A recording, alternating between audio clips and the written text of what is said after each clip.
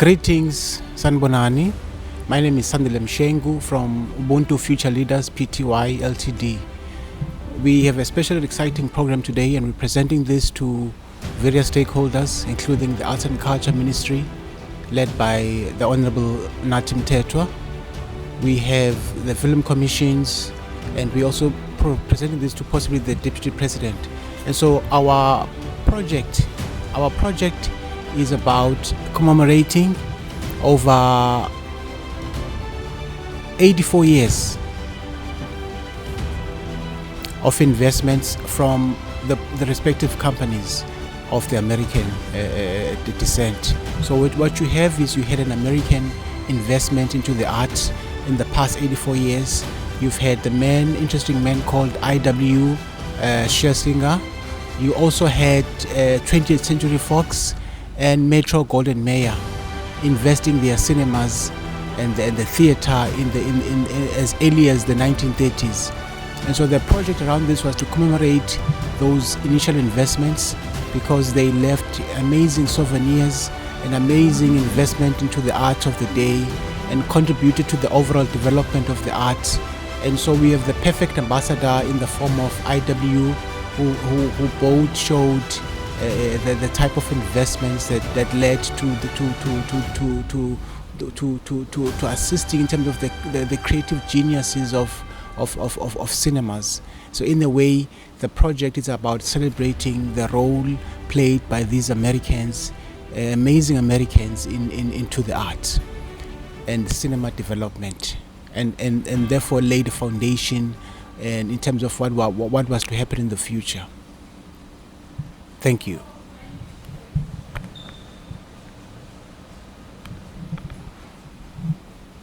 So enclosed, you would see what these great men, had achieved in their times, and how they contributed into development. And so this guy becomes a perfect ambassador of what we are trying to achieve, of the relationships between South Africa and America in terms of the artistic development of films and cinema.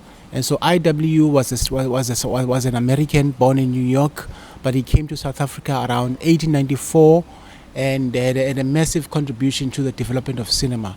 And so we celebrate and honor his legacy, but we also honor the legacy of the 20th Century Fox and that of MGM.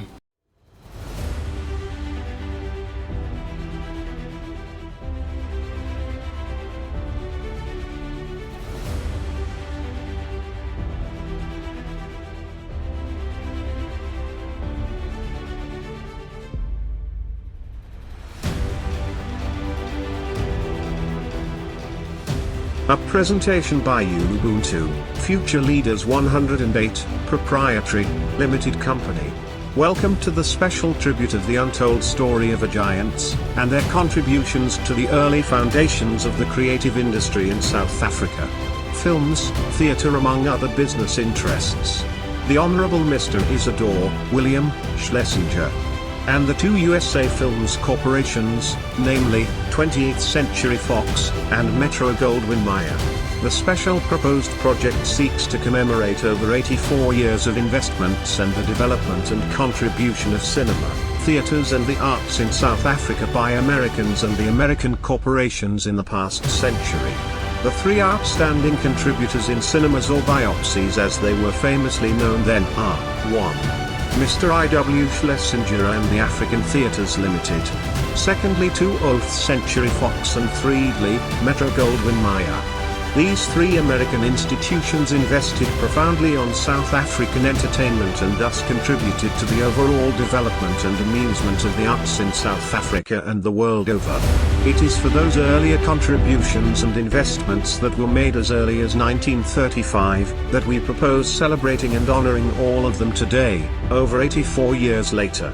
We begin with Mr. I.W. Schlesinger.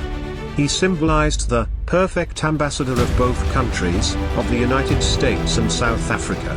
The one man who invested more to theater, cinemas and the arts in his time, and thus changing the artistic landscape. This is the man of great vision. One of his many projects included purchasing one of the initial chain of cinemas in South Africa in the 1913s known as the Empire Cinemas in Cape Town, Johannesburg, and Durban. He built the Playhouse in Durban, under his leadership as both the managing director and chairman of African Theatres Limited. He also built the Edward Hotel in Marine Parade, Durban. He renewed and modernized the Carlton Centre in Johannesburg and countless other institutions.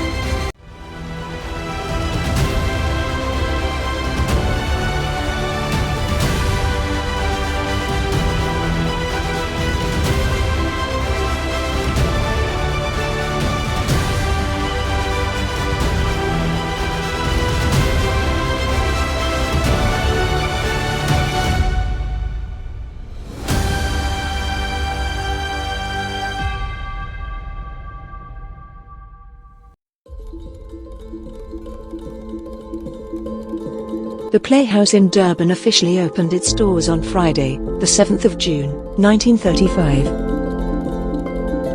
In his own words, at the opening of the Playhouse in 1935, the founder and chairman of the Playhouse, Mr. Schlesinger, gave the following sentiments.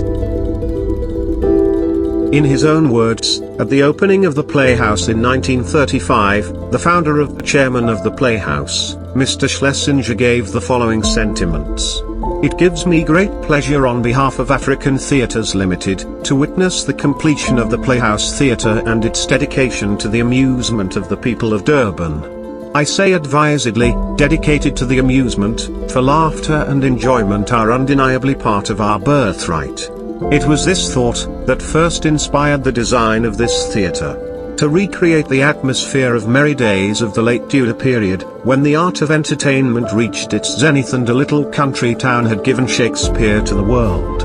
But modern buildings and science have enabled us to give the people of Durban a theatre beyond the widest dreams of Tudor actors and playgoers. The Playhouse offers a standard of comfort unknown even 10 ago. A magnificence of interior that is equal to that of any theatre in the world. If the people of Natal derive enjoyment and pleasure from the Playhouse Theatre to the extent we believe they will, that our ambitions will have been fully realized.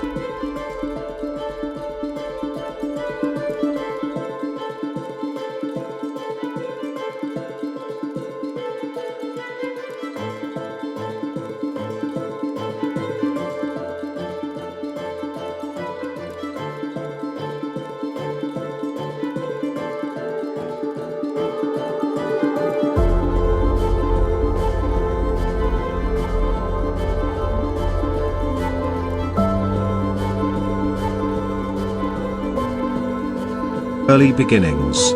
He was a proud American. He regarded his American citizenship as a sort of talisman and that members of his family who he loved dearly lived there. There was also the important fact that he was a New Yorker, born and bred. And even more important fact that he was a boy from the Bowery, the East Side district that O. Henry made famous.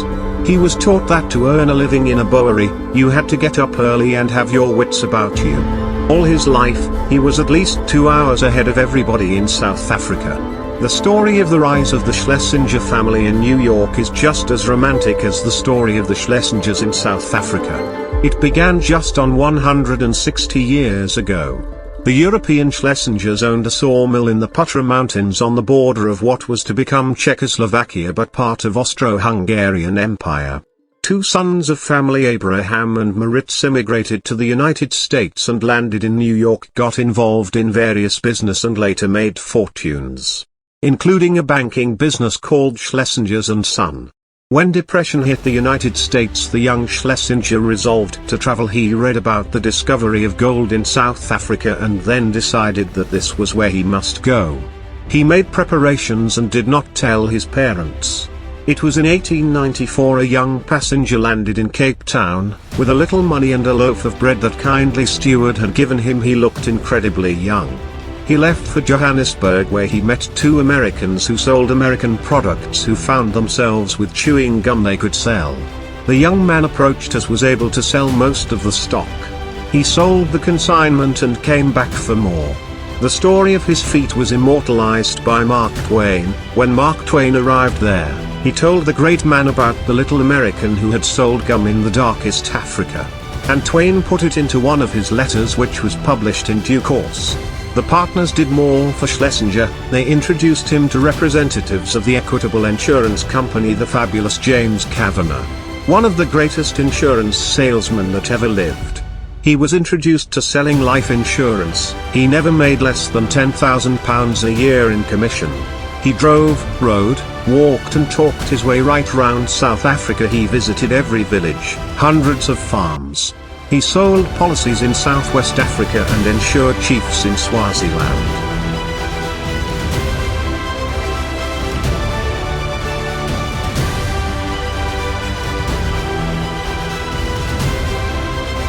From those journeys and thousands of interviews he had with attorneys, ministers and storekeepers, sprang his amazing knowledge of South Africa. There was not Main Street anywhere he had not walked and talked insurance. From state of absolute poverty, I.W. Schlesinger was now the importer of American goods.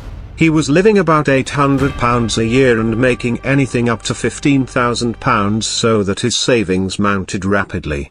As he broke record after record, he became a legend in the Equitable office in New York, where, though they had never seen him, they talked with awe of the kid who was insuring the whole of Africa. He later got into lucrative tobacco and property business deals which made him a wealthy man. He traveled frequently back and forth, between South Africa and the United States. He was now a chairman of over 90 companies in South Africa and abroad. In 1905 he acquired the Robinson South African Bank.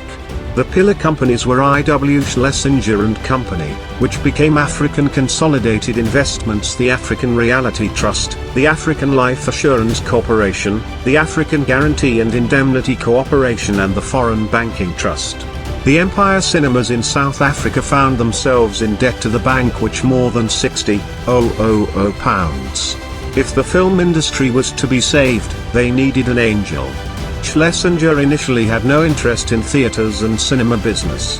He looked at the finances of the Empire Cinemas and found them in a hopeless mess and told the bank that if he was prepared to risk another £60,000 he would take the theater and make it pay. He then found that the whole entertainment industry was in a helpless mess. Indeed, he was afterwards to say, "When I took over, virtually every theater owner in the country was insolvent."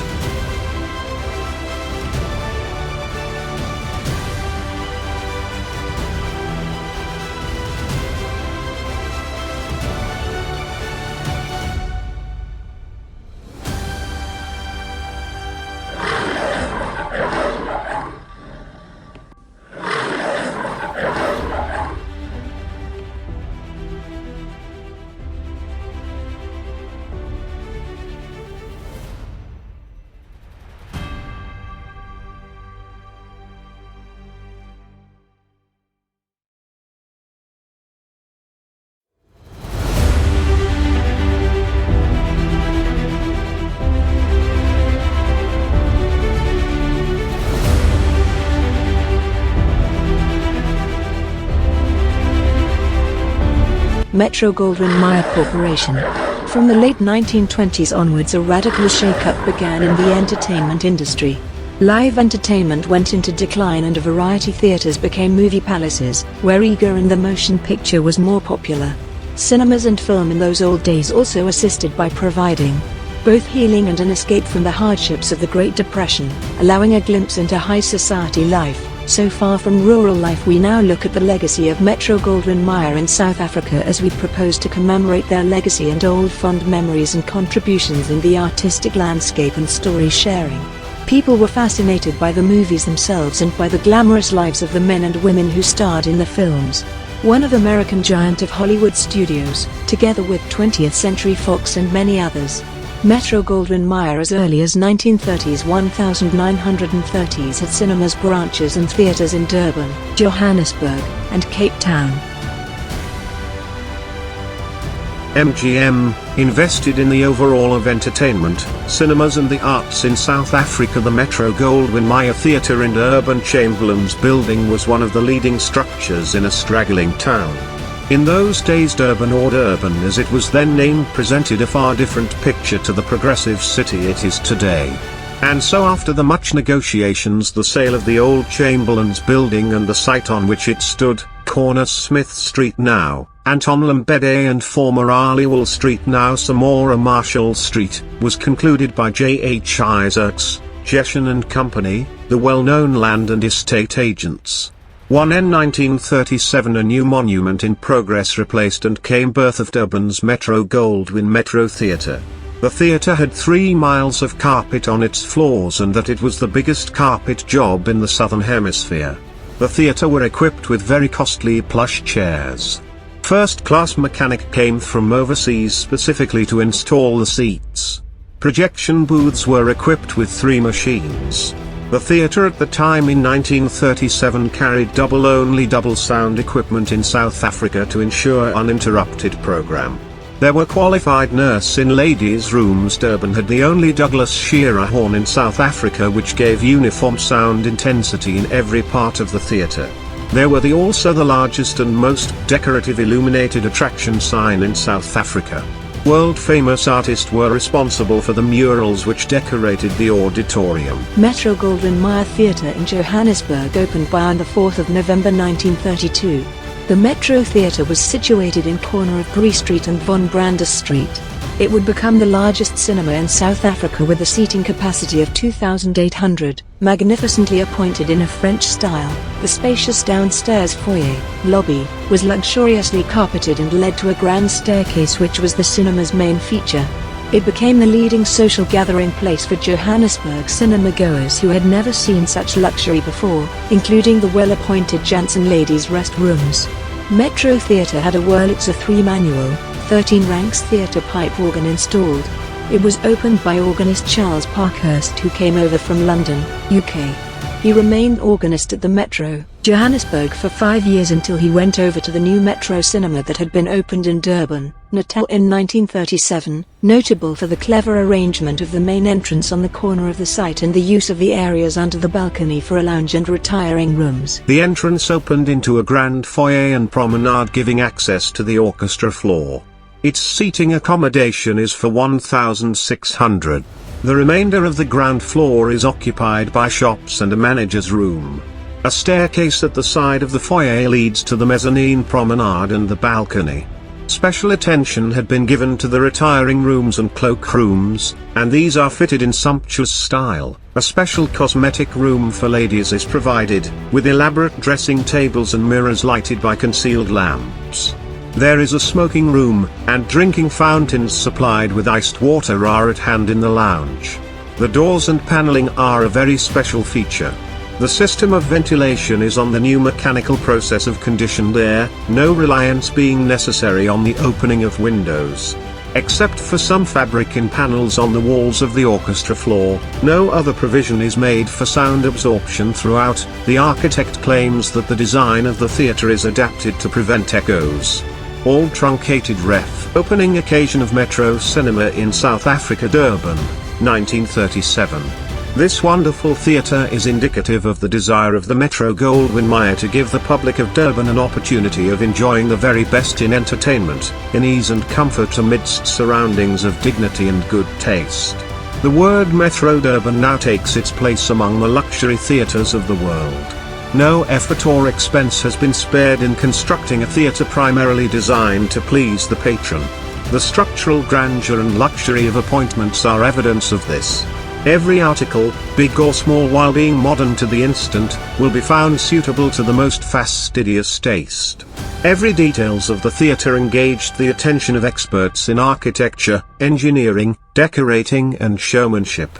It is believed that the achievement is notable. The Metro Durban will obviously at once become the mecca of discerning amusement seekers, and every thought of the management will always be to that end. In considering the above, Metro-Goldwyn Mayer give their assurance that only the very best of the entertainment possible will be offered and presented in the true MGM tradition.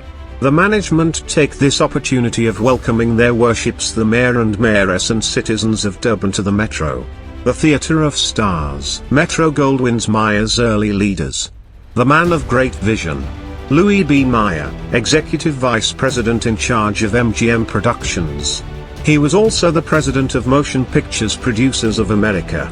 These statements are brief, but they frame the gigantic major activities of a man of dynamic energy, of endless nervous force and explosive driving power. Yet this thumbnail suggestion of a nervously irritable man, as prompt to act as to speak, does not complete the picture, for he has rightly been called the most dignified film personage in Hollywood. His job is contracts and contracts, and since both of these call for tact and diplomacy, it may safely be assumed that this temperamental volubility on divers occasions is astutely histrionic. At 51 at the time, Louis B. Mayer was a gentleman of shrewdness and terrific energy, who drives himself, his staff and his motor car at an astounding and unnerving speed. Nicholas M. Schenck, the president of Lowe's Incorporated and subsidiary Metro-Goldwyn-Mayer Pictures Corporation, is essentially one of the men who matter. He can proudly say that he has made himself what he is, for he started with no natural advantages. At an early age, he turned towards the entertainment business for a career, and he immediately found the work after his own heart. He played the game of business with the high ardor of a sportsman and gambler. It was a time for clever and daring operations, and in negotiations of this king Nicholas shone. He worked himself up and up, until he became president and general manager of Lowe's Incorporated and of Metro-Goldwyn-Mayer, when M. Marcus Lowe died in 1926. In collaboration with Lowe, he had done a characteristically brilliant piece of work in the organization of Lowe's Incorporated and MGM. Arthur M. Lowe, Executive Vice President of Lowe's Incorporated, and General Manager of the Foreign Department, of Metro-Goldwyn-Mayer Pictures. Arthur M. Lowe was one of the most valuable persons of all the many great showmen at the head of Metro-Goldwyn-Mayer. First Vice President of Lowe's Incorporated, of such stars as Garbo, Shearer, Gable, and Crawford. Towards the early 1900s, the international department of the then Metro firm was just a title. There were but two offices, one in New York and one in London. In New York, Arthur Lowe, with the assistance of only a part-time typist, was actually the whole department. But he was not satisfied with his passive role. He craved action. To strengthen his manpower was his first step, and he laid a strong foundation for the worldwide organization that exists today. No less than 140 Metro-Goldwyn-Mayer offices and 35 modern cinema theaters operated around 1937 in 43 countries outside of the United States, including South Africa. This was mainly due to untiring efforts of Arthur M. Lowe, who has visited almost every country in the world chiefly by air and traveled as any business executive in the world.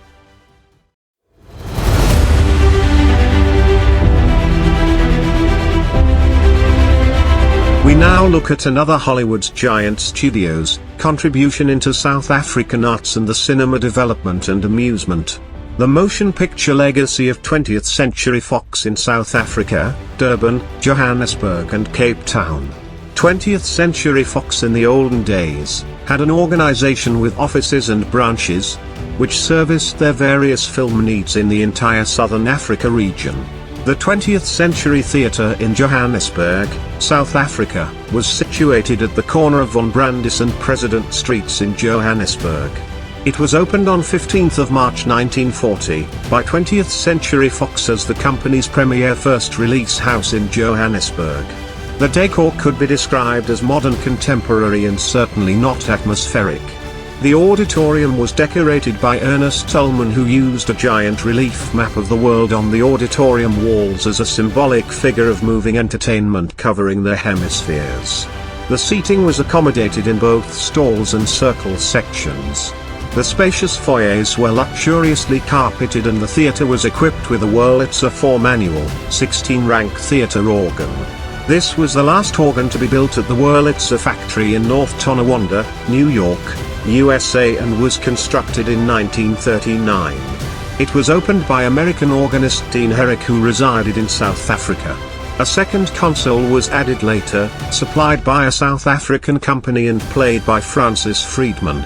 With the introduction of CinemaScope in 1953, the proscenium arch was enlarged and then sported magnificent edge-to-edge gold satin curtains.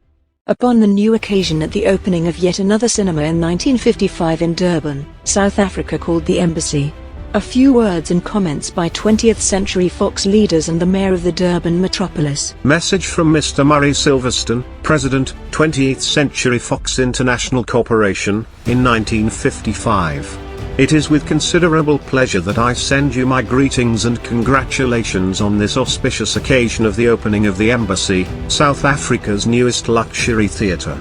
The worldwide success of Cinema's Scope, which was pioneered and developed as a result of faith, energy and initiative of Mr. Spiros Piscuris, President of 20th Century Fox Film Corporation, is well known to you all.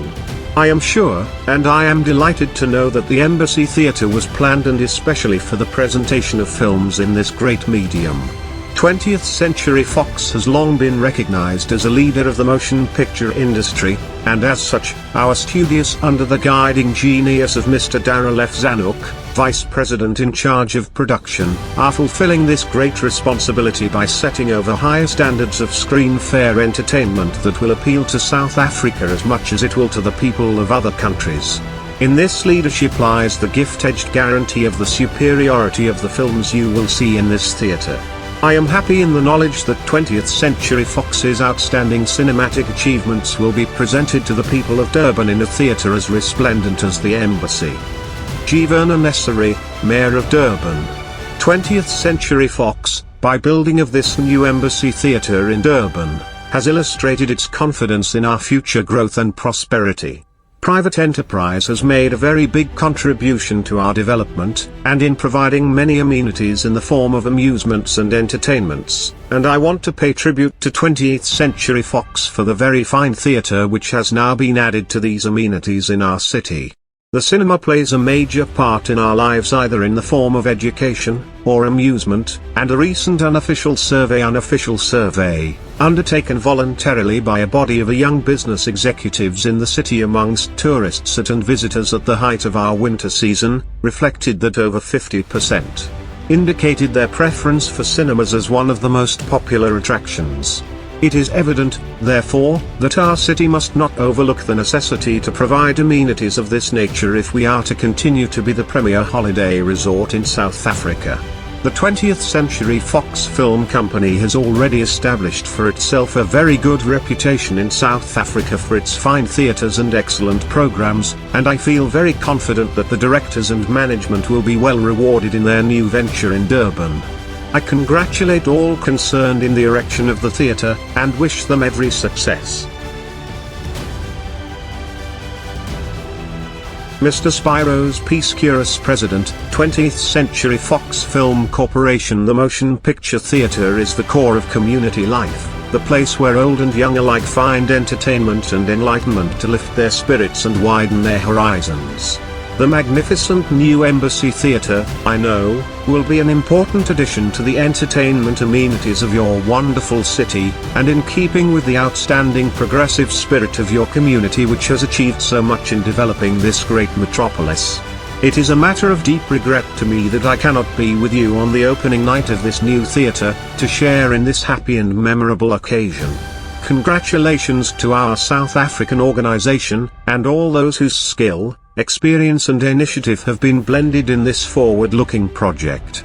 I know that they are proud of their accomplishments, just as all of us in the industry are proud of the great contribution made by motion pictures to promote international understanding and the will for peace in the world. Mr. Edward F. Lambert, Managing Director of 20th Century Fox Films, S.A., Proprietary, Limited. 20th Century Fox is very proud of this latest addition to its circuit of theatres in Southern Africa, and it is my sincere hope that you, the people of Durban, will share this pride. A great deal of thought and care went into the planning of this theatre. No effort or expense was spared to provide you with a place of entertainment that can take its rightful place among the finest theatres that can be found anywhere in the world.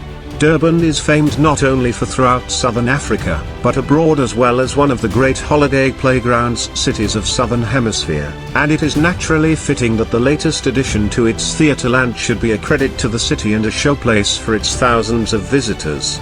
This was the ideal we had in mind, and now it has become a reality, a luxurious and restful place of entertainment worthy of the great films which will be shown in this theatre.